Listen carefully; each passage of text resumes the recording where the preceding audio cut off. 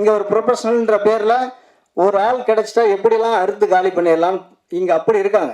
Atlee sir மாதிரி ஆளுங்க வந்து எப்படின்னா கிடைச்சிட்டாங்க தீட்டிடணும்.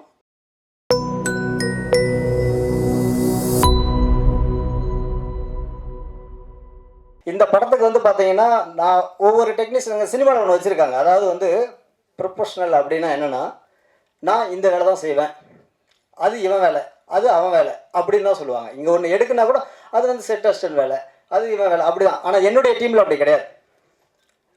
சிவமானா மேனேஜர் வேலை, அப்புறம் இது ஆர்ட் இது என்னென்னா கோ டைரக்டரு, ஆக்டர் எல்லா ஒர்க்கும் இழுத்து போட்டு அவர் பண்ணுவார். கேஷியர் வேலை உட்பட அவர். என்னுடைய அசிஸ்டன்ஸு இந்த வேலை தான்லாம் இல்லை, அவனுங்களும் அப்படி தான் எல்லா வேலையும் பார்ப்பாங்க. இதை எடுறாங்கலாம் எடுப்பாங்க, அது மற்றவங்க வேலையும் அவங்க பார்ப்பாங்க. இந்த மாதிரி என்னுடைய டீம் ஏன் இந்த அளவுக்கு வந்ததுன்னா, யாருமே ஒரு அவங்களுக்குள்ளே வந்து ஒரு ப்ரொஃபஷ்னல்னு சொல்லிவிட்டு தனித்தனியாக கடமையிலேருந்து விலகிறவங்களே கிடையாது. அந்த அளவுக்கு வந்து எல்லோரும் ஒர்க் பண்ணதுனால தான் என்னால் இந்த குறுகிய காலத்தில் இவ்வளோ கம்மி பட்ஜெட்டில் என்னால் பண்ண முடியுது. ஒன்று. நெக்ஸ்ட் எனக்கு வந்து இந்த படத்தை பற்றி நான் பேசணும். நான் தூவல் வந்து பார்த்திங்கன்னா இயற்கை சம்மந்தப்பட்ட ஒரு படம். அதாவது வந்து இயற்கை வந்து பார்த்திங்கன்னா நமக்கு கொடுக்குது, அதை மிஸ்யூஸ் பண்ணுறதுனால நடக்கிற விளைவு அந்த இயற்கை எனதுன்னு காட்டிட்டு போயிடும் அப்படின்ற ஒரு சின்ன லைன் தான். அந்த ஏரியாவில் வந்து எங்களுக்கு புதுசாக தெரிஞ்சதுனால அது டிஃப்ரெண்ட்டாக இருக்குது அப்படின்ட்டு நான் எடுக்கலான்னு சொல்லும் போது சார் அதையும், அதாவது கதையே கேட்கல, நான் ஏற்கனவே சொன்னதான், கதையே கேட்கல, என்னை நம்பி பண்ணார். இப்போ அந்த படம் வந்து பார்த்திங்கன்னா இங்கே வந்து தேட்டர் கொடுக்கல, ஆனால் வந்து பி சைடு சி சைடுலாம் தேட்டரு வந்து இன்க்ரீஸ் ஆகிடுச்சு. அது எங்களுக்கு ரொம்ப சந்தோஷம். அதான் நான் இங்கே பகிர்ந்துக்கணும். நல்ல சினிமாவை நீங்கள் கொண்டு போயிருக்கீங்க, எல்லாமே அது உங்களுக்கு வாட்ஸ்அப், நீங்கள் தான் வந்து அதை கொண்டு போனீங்க. அதனால் பத்திரிகையாளர் அனைவருக்கும் நான் நன்றி சொல்கிறேன். அதுக்கப்புறம் எக்ஸ்ட்ரீம் வந்து பார்த்தீங்கன்னா நான் சார்கிட்ட கதை சொல்லும் போது, இது பெண்கள் சம்மந்தப்பட்ட படம், ஒரு கான்ட்ரவர்சியாக இருக்கும், ரொம்ப தப்பாக போயிடக்கூடாது, அதெல்லாம் ரொம்ப கவனமாக அவர் பார்ப்பார். இது தப்பாக போகாது, அவங்க நடக்கிற பிரச்சனைகளில் தப்பிக்கிறதுக்கான ஒரு வழியாக தான் இந்த படம் இருக்கும். நான் அதுக்கான ஸ்கிரிப்டோடு வரேன்னு வந்து நான் சொன்னதுக்கப்புறம் தான் அவர் அண்டர்ஸ்டாண்ட் பண்ணிக்கிட்டு செம்மையாக சூப்பராக இருக்குது அப்படின்னும் போது நம்ம என்னென்னா இன்னொன்று நீங்கள் பெரிய மைனஸ் என்னென்னா, நம்ம என்ன தான் அவார்ட் படத்தில் நல்ல விஷயங்கள் சொன்னாலும் இங்கே வந்து பார்த்தீங்கன்னா ஒன்று ஃபஸ்ட்டு ஆடியன்ஸ் மேலே குறை சொல்லிட்டு இருப்பாங்க. இப்போ ஆடியன்ஸ்லாம் கரெக்டாக தெளிவாயிட்டாங்க. பட் இந்த பிஸ்னஸ் நோக்கத்தில் எல்லாம் பண்ணுறாங்க பாருங்கள். இங்கே நிறைய பேர் அவங்க திரும்ப வந்து அந்த படங்களெல்லாம் புறக்கணிச்சிட்டே தான் இருக்காங்க. இன்றைக்கி தேட்டரே நான் சொல்கிறேன் ஓப்பனாக, ஒரு படம் ஃபஸ்ட்டு போட்டால் தான் அது நல்ல படமாக ஆடியன்ஸ் உள்ளே ஏறுறானா ஏறலையான்னு தெரியும். அது போடுறதுக்கு முன்னையே இது ஓடாதுன்னு அவங்களாம் டிசைட் பண்ணுறாங்க.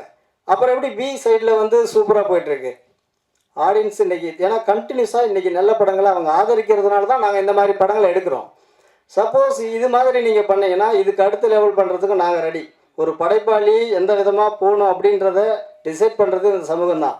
இன்றைக்கி சமூகம் மாறினாலும் சில பேர் அதை மாற்றவே விட மாட்டேன்றாங்க. அவங்கக்கிட்ட ஒரு சின்ன கோரிக்கை என்ன சொல்கிறேன்னா, ஃபஸ்ட்டு எங்கள் படத்தை போடுங்க, அப்புறம் வரலன்னா நீங்கள் ஆடியன்ஸ் வரலன்னா எடுங்க. அதுதான் என்னுடைய ஒரு சின்ன கோரிக்கை. இந்த எக்ஸ்ட்ரீம் படத்தில் எனக்கு ஃபஸ்ட்டு கிடைச்ச ஒரு வரப்பிரசாதம் மேடம் ரக்ஷிதா மேடம். ஏன்னா நான் வந்து அவங்கக்கிட்ட கதை சொல்லும் போது ஏன்னா அவங்க செக் பண்ணவே இல்லை. அதாவது வந்து புதுசாக பேசுகிறேன், இவர் என்ன படம் பண்ணியிருக்காரு செஞ்சுருக்காரு எதுவுமே இல்லை, நானாக தான் அனுப்பினேன். அவங்க கதையை கேட்டு இம்ப்ரெஸ் ஆகிட்டு நான் வந்து இந்த மாதிரி உடம்புலாம் ஃபிட்டாக இருக்கணும், நீங்கள் கொஞ்சம் ஜிம்முக்கு போகணும், அது இதெல்லாம் சொல்லும் போது எல்லாமே போயிட்டு நாங்கள் மீட் பண்ணுறதுக்கு முன்னே அதுக்கான ஒரு கேரக்டராக வந்து நின்றாங்க. ஏன்னா அதுக்கப்புறம் தான் எல்லாம் மாறுவாங்க. இவங்க மீட் பண்ணுறதுக்கு முன்னே நாங்கள் போயிட்டு அதுக்கப்புறம் அக்ரிமெண்ட் போடும் போதெல்லாம் மேடம் கரெக்டாக அந்த கேரக்டர் தகுந்த மாதிரி வந்தாங்க. அவங்களுக்குள்ள ஒரு சிங்கப்பெண் இருக்காங்க. ஏன்னா அவங்க நிற்கிற அந்த தோரணையே அப்படி தான் இருக்கும், அந்த புல்லட்டில் நிற்கிறது இதெல்லாம். ஆனால் நான் வந்து பார்த்தீங்கன்னா சொன்னாங்க இந்த மாதிரி சரவண மீனாட்சி இந்த பிக் பாஸ் அது இது, நான் அது ரெண்டுமே பார்த்தது கிடையாது, நான் அந்த பக்கமே போனது கிடையாது. இவங்களை நான் வந்து எப்படி மேடம் வந்து இந்த படத்துக்கு பிடிச்சேன்னா, உப்பு கருவாடுன்னு ஒரு படம் பார்த்தேன். அதில் படம் ஃபுல்லாக ஹீரோயினி வந்தாலும் அவங்க கொஞ்சமாக தான் வருவாங்க. ஆனால் அந்த கேரக்டரை சும்மா நச்சுன்னு பண்ணியிருப்பாங்க. அந்த பொண்ணு இப்படி தான் நடிக்கணும்னு ஒரு பர்ஃபார்ம் பண்ணுவாங்க பாருங்கள். அது முடிஞ்சால் பார்க்காதவங்க பாருங்கள். அந்த பர்ஃபார்மில் அவ்வளோ நவரசம் இருக்கும், எல்லா விதமான ஆக்ஷன்ஸும் காட்டுற மாதிரி இருக்கும். ஒரு கோபத்தை எப்படி வெளிப்படுத்தணும் ஒரு இதில் எரிப்பாங்க. அந்த கண் ஐபால் அப்படி இருக்கும் அவங்களுக்கு. ஒரு சின்னதாக ஒரு சீக்வன்ஸ் பண்ணணும், ஒரு டைலாக் பண்ணணும்னா அந்த கண் அப்படி சுத்தம். நானும் சிவமானாவும் அடிக்கடி எடிட்டிங்லேயே பார்ப்பேன். கண்ணு வர அந்த பொண்ணுக்கு பயங்கரமாக இருக்குது, அது ரியாக்ஷன்லேயே அதிலையும் மிரட்டுது அப்படின்ற மாதிரி. அவ்வளோ அவங்க வந்து சூப்பராக அவங்க வந்து பண்ணுவாங்க. எங்களுக்கு கிடைச்ச ஆர்டிஸ்ட் எல்லாருமே இப்போ சரிதா மேடம், அதுக்கப்புறம் ராஜேஸ்வரி மேடம், அம்ரிதா எல்டர், அதுக்கப்புறம் அபிநயா, இவங்க எல்லாருமே அவங்க பங்களிப்பை இந்த படத்துக்கு 100% கொடுத்துருக்காங்க. படம் பார்த்துட்டு நீங்கள் சொல்லுங்கள். அவங்க எல்லாத்துக்கும் நான் இங்கே தேங்க்ஸ் சொல்கிறேன்.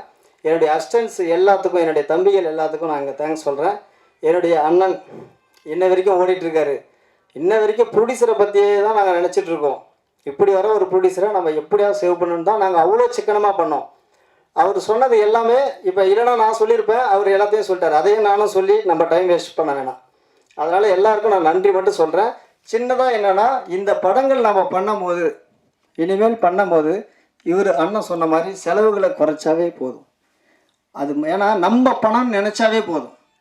ஏதோ ப்ரொடியூசர் கொடுத்துட்டாரு, நாம் வந்து அப்படியே ஒரு 6 மாதம் தேட்டலாம், அங்கேயே சும்மா சரக்கு அடிச்சுட்டு எல்லாமே ஓசி தான். வீட்டிலேருந்து இங்கே ஆஃபீஸுக்கு வந்துட்டாலே ஒரு பில்லு தான். ஏன்னா நான் சில பேரோட ஒர்க் பண்ணியிருக்கேன்.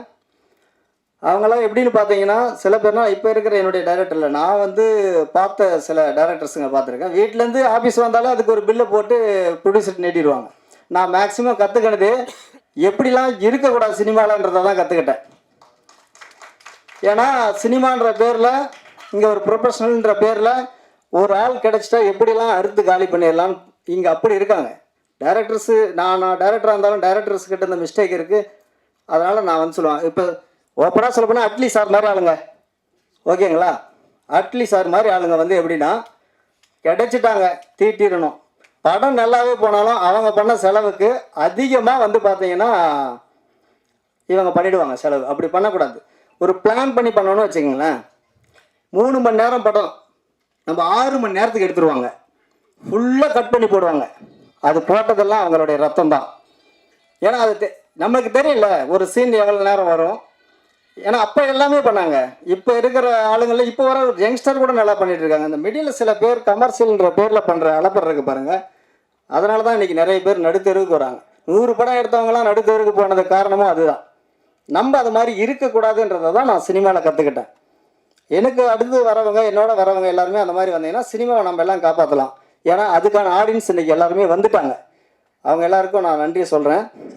சார் ராஜ்குமார் சார் வெறும் பணம் மட்டும் போட்டு அப்படியே போன ஆள் கிடையாது.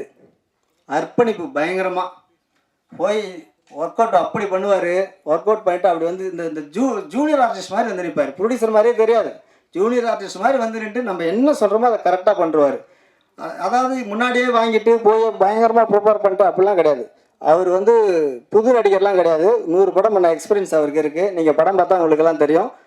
இந்த இடத்துல எங்கள் அப்பா அம்மா எல்லா என்னை வளர்த்த எல்லா ஆட்களுக்கும் நான் இந்த இடத்துல நன்றி சொல்கிறேன். என்னோட நின்ற ஃப்ரெண்ட்ஸுங்க, ஊரில் இருக்கிற இன்றைக்கி வரைக்கும் என் படம் ஓடுன்னு நாங்கள் ஓடிட்டு இருக்கிற என்னுடைய நண்பர்கள் கணேஷ், சகாதவன், சுரேஷ், கோவிந்தராஜ், ராமமூர்த்தி, சரவணன், இந்த மாதிரி நிறைய பேர் இருக்காங்க. அவங்க எல்லாருக்கும் இந்த இடத்துல நான் நன்றியை சொல்லிக்கிறேன். எங்களை மாதிரி ஆளுங்களை நீங்கள் எல்லாம் மேலே தூக்கிட்டு வரணும் அப்படின்னு வேண்டி கேட்டுக்கிறேன். நன்றி, வணக்கம்.